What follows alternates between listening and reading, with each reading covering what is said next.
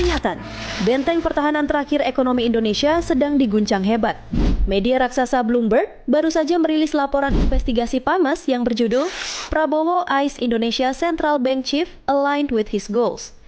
Singkatnya, Presiden Prabowo diduga sedang mencari sosok gubernur bank sentral yang bisa disetir demi ambisi pemerintah. Kenapa ini bahaya? Karena sejak krisis 97, Bank Indonesia itu sakral dan independen. Tapi sekarang, sejarah puluhan tahun itu berpotensi runtuh dan berada di bawah kendali langsung istana. Ada drama besar di balik layar. Drama ini meledak dari mundurnya Gubernur BI, Peri Warjio, yang sangat tiba-tiba. Usut punya usut, ini bukan murni alasan pribadi seperti yang diumumkan, melainkan desakan sepihak dari lingkaran dalam presiden. Akar masalahnya, terjadi benturan visi yang fatal. Presiden Prabowo melotot menuntut ekonomi meroket hingga 8%. Sementara Peri bersikeras menginjak rem demi menjaga stabilitas moneter. Ditambah lagi, Presiden kabarnya frustrasi dengan gaya komunikasi Peri yang terlalu teknis. Beliau butuh yang simple, to the point, dan tidak terkesan merendahkan. Langkah defensif BI menaikkan suku bunga untuk menyelamatkan rupiah, justru dituding mencekik pertumbuhan ekonomi dan bikin biaya utang negara bengkak. Kini, bursa calon pengganti memanas. Pelaksana tugas Gubernur BI, Destri Damayanti, jadi kandidat terkuat karena dianggap lebih luas diajak kerjasama. Tapi jangan salah, Menteri Keuangan saat ini, Purbaya Yudisadewa, juga masuk radar sosok yang selama ini vokal mengkritik era suku bunga tinggi Peri dan mendambakan posisi tersebut. Nantinya, Presiden bisa menunjuk pengganti untuk sisa 2 tahun atau langsung masa jabatan 5 tahun dengan syarat restu DPR. Sayangnya, campur tangan politik ini langsung bikin investor global panik. Kredibilitas BI dipertaruhkan, menekan nilai rupiah yang faktanya sudah anjlok 14% sejak Oktober 2024. Dan tebak, siapapun yang naik nanti akan menghadapi dilema mematikan. Melonggarkan kebijakan bikin rupiah makin hancur akibat modal kabur, tapi menahan suku bunga tinggi berarti membunuh target ekonomi presiden. Ini bukan sekedar pergantian kursi, ini soal nasib uang di dompet kita. Menurut kalian, mending ekonomi ngegas tapi rupiah anjlok? Atau rupiah aman tapi ekonomi jalan di tempat?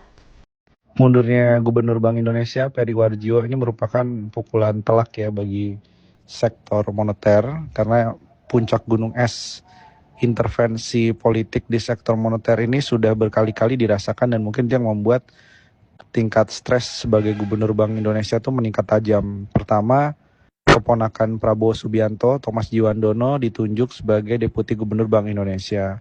Intervensi yang kedua adalah penempatan dana saldo anggaran lebih di Kementerian Keuangan untuk menyuntik likuiditas moneter. Artinya dari fiskal ada intervensi ke moneter. Yang ketiga, beberapa program pemerintah ini memberikan resiko fiskal tapi ditanggung oleh sektor moneter. Jadi Bank Indonesia bekerja cukup keras dalam menstabilkan nilai tukar rupiah. Cadangan devisa berkurang 11 miliar US dollar dalam kurun waktu 6 bulan terakhir, dan itu merupakan konsekuensi sebenarnya dari sisi buruknya tata kelola fiskal, ada pemborosan MBG, Kopdes Merah Putih. Tapi kan persepsinya adalah Bank Indonesia yang dianggap tidak bisa menjaga stabilitas rupiah nih. Padahal isunya adalah soal anggaran.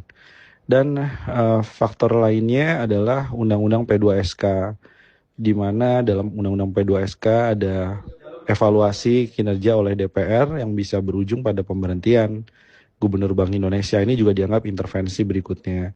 Undang-Undang PFII, Kawasan Khusus Finansial, itu juga mereduksi kewenangan Bank Indonesia sebagai pengatur lalu lintas devisa, karena seolah di wilayah ini ada aturan pengawasan khusus di sektor keuangan.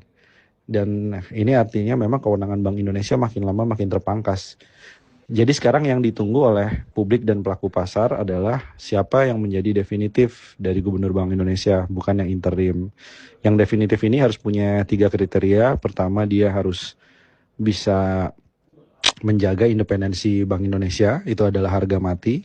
Yang kedua, dia harus bisa menjaga stabilitas dibandingkan ikut-ikutan mendorong pertumbuhan ekonomi. Artinya sekarang stabilitas rupiah, inflasi jauh lebih penting.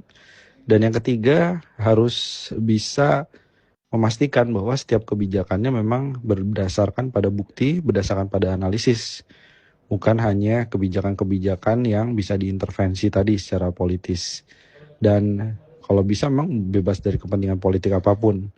Itu yang menjadi kriteria ideal, dan saya kira di dalam internal Bank Indonesia banyak calon yang berkualitas, berkaliber, dan berpengalaman dalam menghadapi turbulensi moneter yang ke depan ini akan semakin besar gelombang turbulensinya.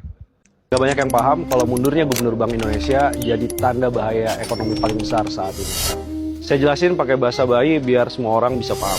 Bayangin negara ini kayak layangan. Fungsi dari pemerintah dia ngulur layangan biar terbangnya tinggi. Tapi ada fungsi dari Bank Indonesia, dia menjaga layangannya bisa tetap terkendali biar nggak terombang-ambing sama angin. Kalau kendali layangannya nggak bekerja dengan baik, layangannya bisa jadi putus, bahkan nyangkut di tiang listrik. Yang rugi bukan cuma yang punya layangan, tapi juga masyarakat.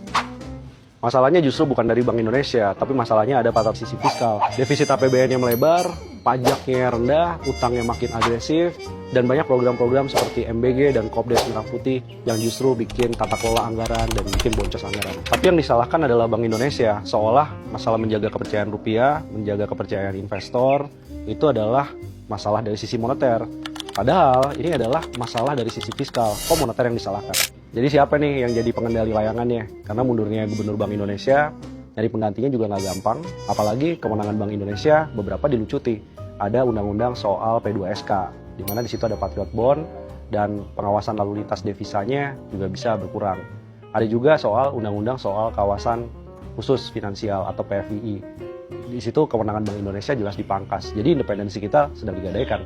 Yang paling dikhawatirkan, Bank Indonesia di bawah kementerian. Artinya kita balik lagi ke era Dewan Moneter dan berakhir menjadi krisis finansial tahun 1997. Jadi kepercayaan investor bisa turun, rupiahnya bisa menjadi lemah, dan yang lebih absurd lagi adalah Bank Indonesia akan berada dalam kebingungan. Tugasnya menjaga stabilitas nilai tukar rupiah, menjaga inflasi tetap stabil. Tapi MBG contohnya adalah program yang bisa mendorong inflasi bahan makanan. Bank Indonesia disuruh milih nih. Karena dia di bagian dari pemerintah, bagian dari eksekutif, dia nggak bisa bebas menentukan arah suku bunga acuan. Padahal kalau inflasi naik, suku bunganya gimana? Ini yang menjadi salah satu kekhawatiran terbesar. Reformasi udah ngajarin kita, dalam politik fungsi check and balances itu penting. Dalam ekonomi, fungsi check and balances itu salah satunya adalah tugas dari Bank Indonesia.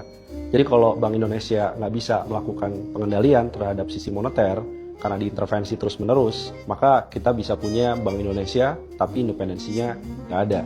Mungkin penjelasannya terlalu rumit, tapi kita harus terus pantau Bank Indonesia karena ini berpengaruh pada kehidupan sehari-hari kita semuanya, dan kita nggak pengen ada bank sentral tanpa independensi di Indonesia.